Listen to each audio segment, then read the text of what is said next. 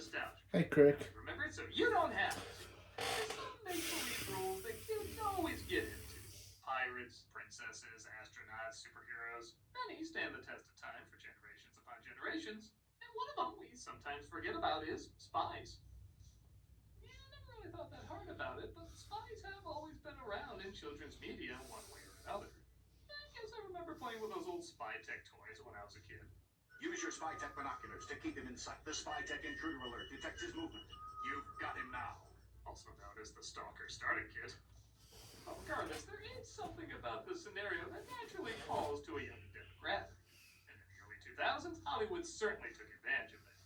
With cartoon shows, movies, and I don't know, these turned me a summer job that beats flipping burgers.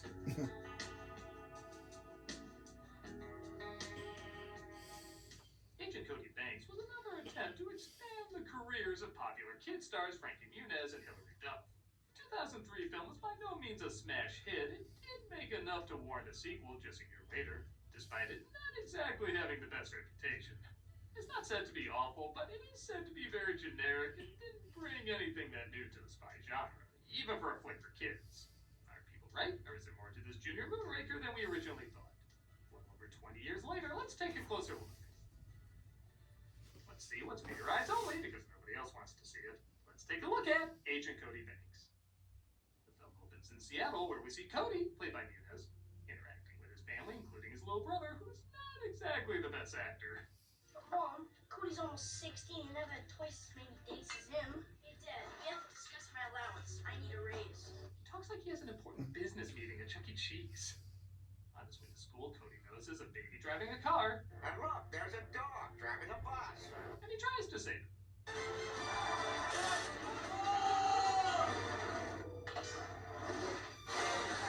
get the feeling this was originally written for Hulk Hogan responding to kids saying, "No way!"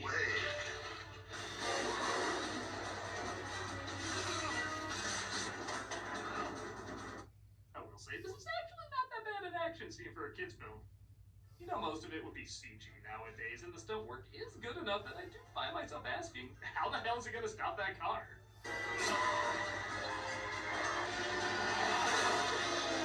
You were 1 inch away from being an Australian PSA. He saves the day, but doesn't take the credit. We cut to Hong Kong, where there's a meeting with Dr. Cody. Say again? Dr. Cody. Well, this suddenly became an American R or a British PG. Actually, he's saying Dr. Connors, played by Martin Donovan, who just invented a new type of nanobot to clean up oil spills. He has no idea, though, he's developing this for an organization so obviously evil that Blackbeard and the Mummy are running it. That man still has no idea what we hope to achieve. Let's keep it that way, Joshua. So if you like hiring Art the Clown for a kid's birthday party, at some point you would know something is up. Ooh, do that for the next one. Meanwhile, the head of the CIA, played by Keith David, brings his team up to speed about the Doctor and his nanotechnology. The world's foremost expert in nanotechnology, microscopic robots. These little robots could be programmed This project to show me getting a character was what they were in it. The editing gets even more awkward when they reveal Dr. Connors has a daughter. His only contact with the outside world is through his daughter, Natalie. I want to get close to this girl.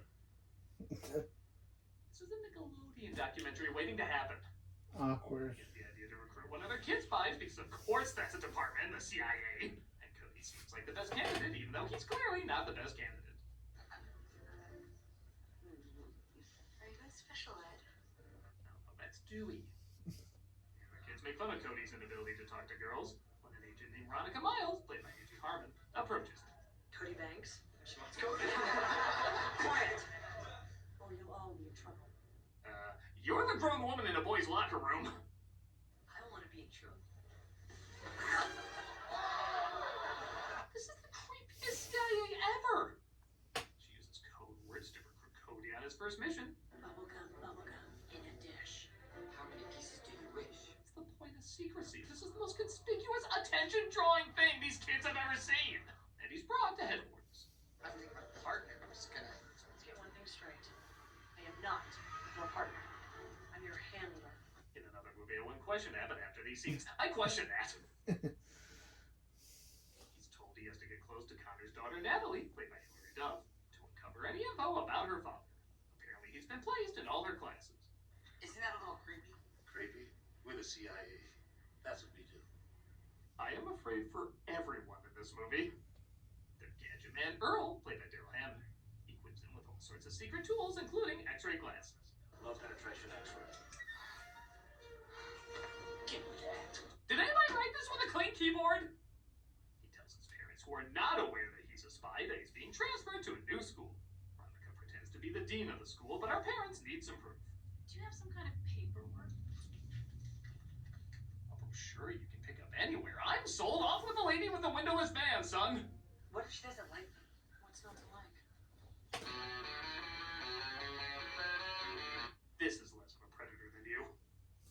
He bumps into some bullies, and because this film loves ruining jokes, it cuts to black and white, making it clear what's going on is in his head, where it obviously would have been funnier if we thought it was real at first. Just promise me you won't touch that silver button right there. Then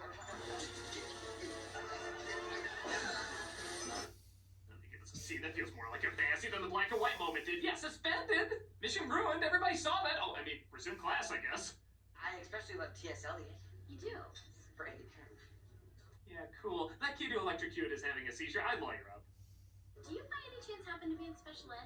Ah, we have a running joke. No doubt based on what the writers heard while presenting this script. Madeline Connors. Way out of your league. Who's that?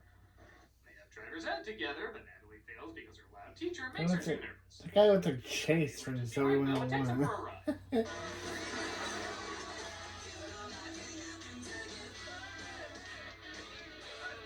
The secret in Secret Agent is silent, right? In his off time, Veronica teaches in martial arts. The agency will take care of your chores and your homework. You focus on the girl. In his current position, I think it's impossible not to. But they discover Cody is still nervous about talking to girls. So they try to figure out a way to make him more confident. And given this agency, I'm sure this won't come across as any more disturbing. You gotta be smart. Get some dirt on her. You wanna be damned.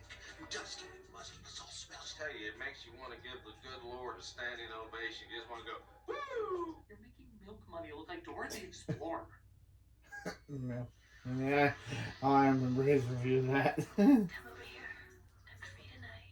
Fun fact, this hollow projection was designed to be in her 20s when flirting with this 15-year-old character. I'm sure when this was brought up, they responded with, yeah, she does seem a little young for him. Cody gets a chance to play hero, though, as he saves Natalie from falling. This finally seems to win her over as she invites him to her birthday party. Second floor is living space. Close to home. That really freaks me out. In that 20 years from now, I'll still be replaying that scenario in my head. Hell, look at what I'm being exposed to and tell me I'm gonna be attracted to anything normal. Speaking of which...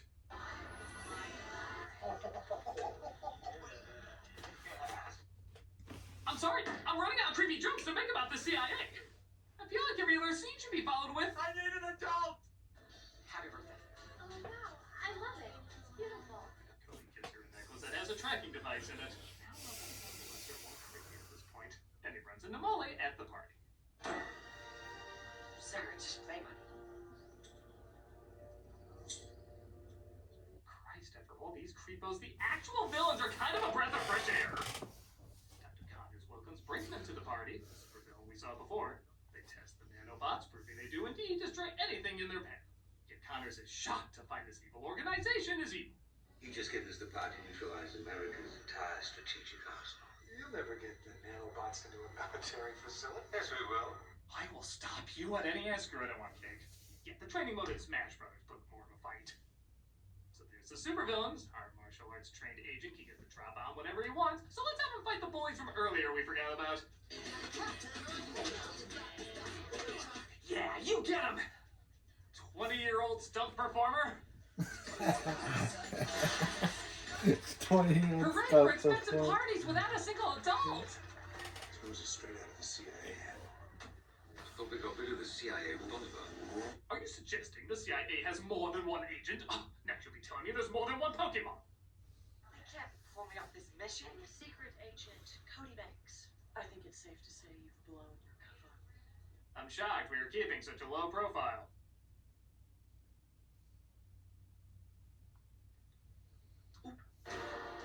Douglas, I am your conscience.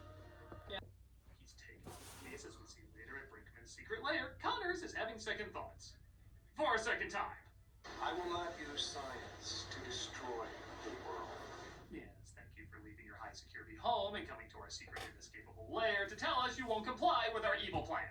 Gee, I wonder what we're going to do. I think he needs a little motivation.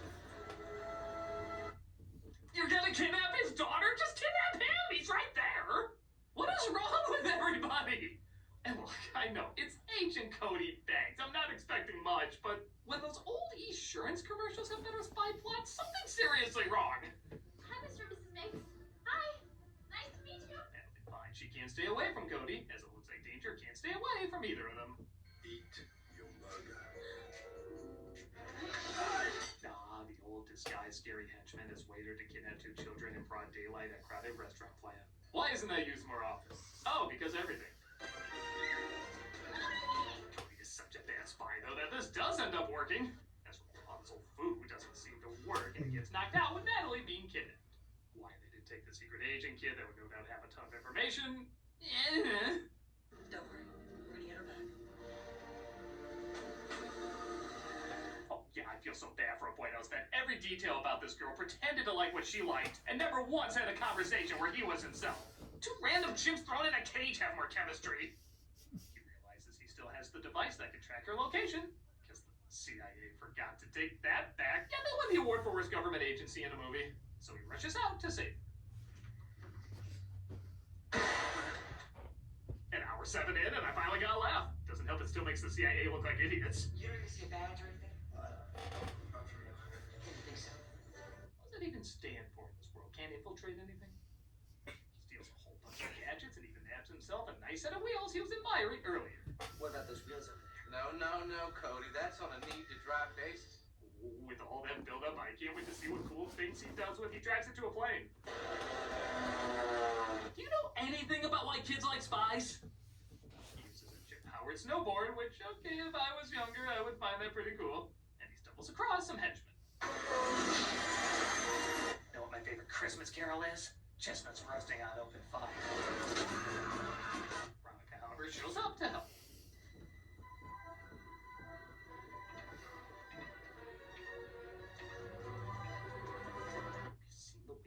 Can you blame him for thinking that's the way you preferred? They make it to a lair and hide in a SeaWorld ride, and eventually find where Natalie is being held. What are you doing here? Come on. I'm not going anywhere until I find out what's going on here. I'll tell you about it later. Let's go. No. Yeah, I'm sorry, why are you interested in this girl? She's an idiot. Oh, right, because you're an idiot too. Boss, it's that kid again.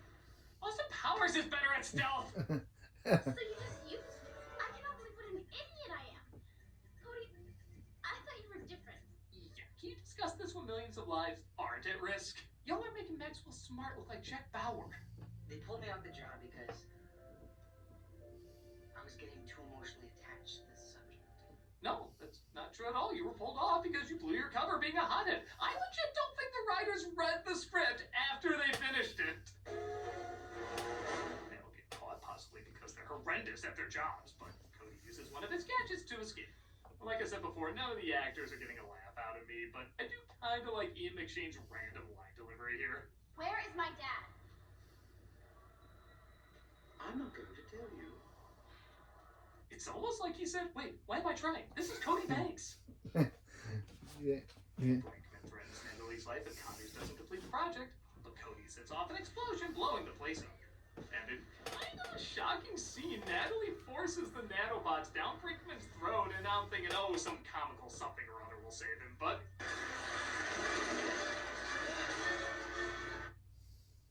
Where the hell did that come from? This is like watching The Pacifier, and then suddenly a death scene from Indiana Jones pops up. You don't get to throw in something this cool this late. I feel like you can hop over then. Okay, gotta find another way out.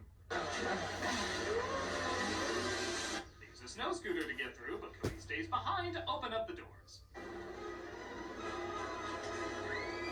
Alright, that is not the scream of someone who brutally killed a man watching his insides get eaten out. We get a shot probably just there for the trailer. Yep, there it is. And Cody is reinstated as an agent. Sorry. I know that freaks you out. No. It's okay. You're my handler. When you realize the couple who aren't supposed to be in love disturbingly have more chemistry and screen time than the couple who are. Speaking of which, What was my mission? I think you're about to kiss him. you know, I should probably know something about who you really are before we end this. Nope, we'll just leave it for the Island of Lost Dreams, or whatever the next one is called. This movie was awful. It feels ridiculously rushed in every department. Writing, acting, directing, effects. The film feels soulless except for the uncomfortable moments that really don't age well. And look, I don't think the writers of this had any creepy intentions. I mean, these people have written good stuff in the past. And yeah, I've seen children's media where the joke is the kid seems so adult, there's a romance with an adult. It's a common kid fantasy, and you're not supposed to think that hard about it. Not Those are blank check. examples of absurdity. Oh, And wow. quite frankly, Cody Banks isn't absurd enough. It's boring, bland, passionless, and got maybe 2 laughs out of me on the entire thing. So because it is unimaginative and humorless and borrowing off of what others have done, adding nothing unique, the awkward moments are 10 times more awkward. I'm sure this must have had an audience seeing how they made a sequel, but this is definitely a mission you should choose not to accept. I'm a nostalgia critic, guy, remember? So you don't have to.